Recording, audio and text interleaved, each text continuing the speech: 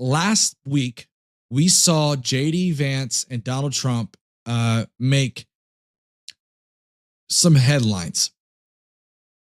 J.D. Vance, for anyone who isn't aware, J.D. Vance was tweeting out about how the Haitians are abducting cats and they're abducting dogs.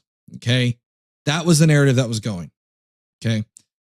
Thank you, Miss Manny, for the shout out. I appreciate it. So this was the narrative. It was they're taking the cats, they're taking the dogs. Now, I thought this was just going to stay within Twitter sphere. Okay. Y'all know what I'm talking about. If you're on Twitter, you're like, look, okay, hopefully this doesn't go too crazy. But the moment I saw JD Vance, I said, oh no, this is going places. It ended up leaking into the debate. They got the infamous viral video now of Trump going, they're eating the cats, they're eating the dogs. Okay. Crazy. And let's just address that for a second. This entire narrative is based on nothing but what people are saying.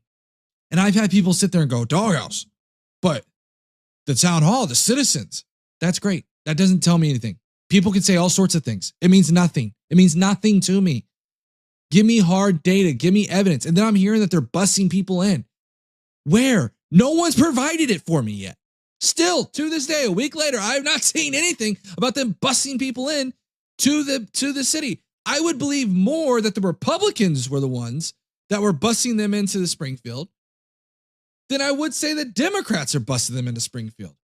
Here's a little known fact. After doing some research, the Haitians have come to this country because of a 2010 earthquake in Haiti. What ended up happening was Obama ended up putting in a temporary protection status. In 2016, when Donald Trump came in, he tried to remove that status, only for the courts to say, no, you can't do that. And so Donald Trump was forced to put in place the temporary protection status again, and they extended it up until about 2020. Now we get the Biden and Harris administration. The Biden and Harris administration came in and they also extended the temporary protection status. No one wants to mention this temporary protection status going on by the Trump administration. Now you may say, well, okay, but it was forced by the courts. It doesn't matter. He had to extend it and he extended it. So Trump had a hand in this. People forget about this. So now we get to about, I believe it was yesterday. We're going to only mention this very briefly because I don't want to give too much light to this incident.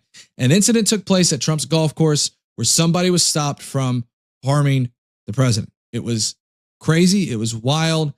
They chased him down. They arrested him and they are looking into all of his things. So far, he's been charged with felon in possession of a firearm. That investigation alone has now become political. And they're saying that Ron DeSantis should be investigating this. Guys, this happened yesterday. Okay, keep that in mind. It happened yesterday.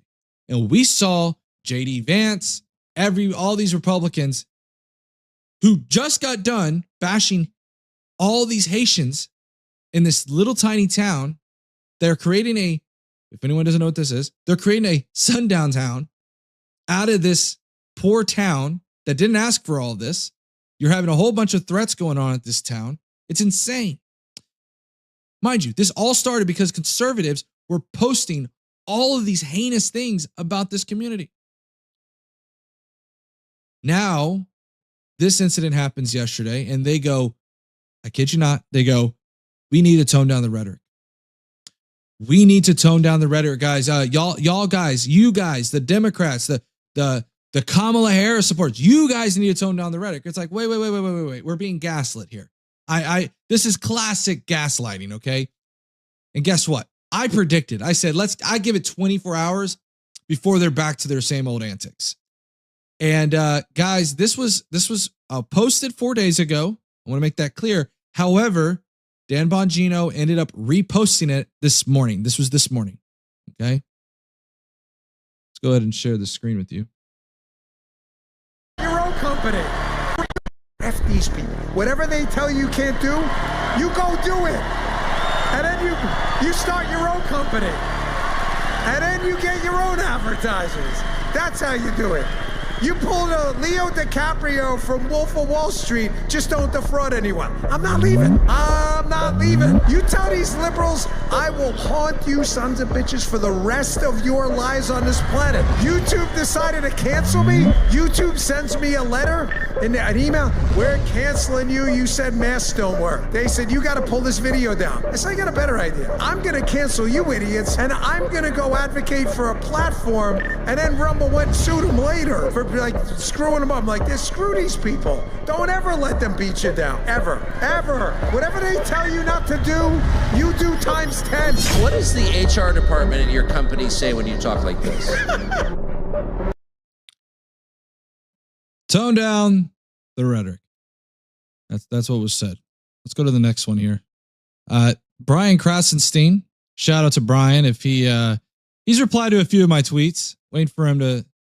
I might need to message him. I'd love to have him on at some point. And I just have been trying to build up the channel a little bit before I start doing some big invites like that, right? Here's some of the list of comments that have been made. Okay. Trump tells Arizona rally that Kamala Harris is a threat to democracy. Trump claims Kamala Harris committed a coup and asserts that Joe Biden is akin to an authoritarian because he was behind all 4 indictments against Trump. Trump refers to Biden as human scum that is working so hard to destroy our once great country.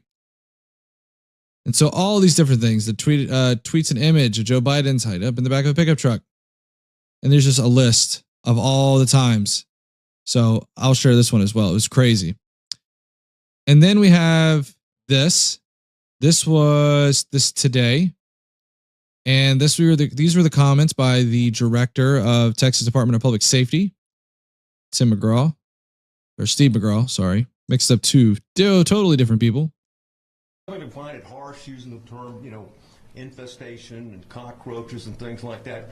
All you have to do is interview or spend some time with some victims, some migrant victims that are here in this country. And you'll understand that the governor has not overstated the issue. In fact, he's well stated the issue. And Texas is not going to allow any part of this state to be infested with that type of disease. I mean, somebody.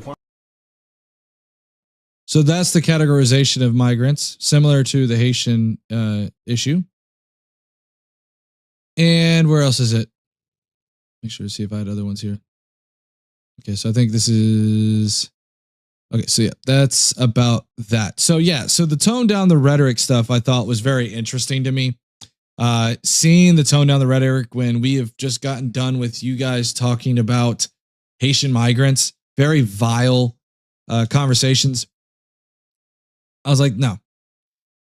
If anyone needs to tone down the rhetoric right now, when we look at Trump's platform versus Kamala Harris, you may say that Kamala Harris flip-flops. That's fine. I get it. I understand why you would believe that. But if it was a choice between Kamala Harris and Tim Walz, Coach Walz, as I like to call him, okay? Like I like to do that one time and time again, versus Donald Trump and JD Vance, who categorize these migrants in this kind of a manner, saying they want to deport. I believe even Donald Trump said he wanted to deport legal migrants. My choice is very clear to me. I think Kamala Harris speaks to the American people. She speaks to the middle class. I think that is who I would rather have as president.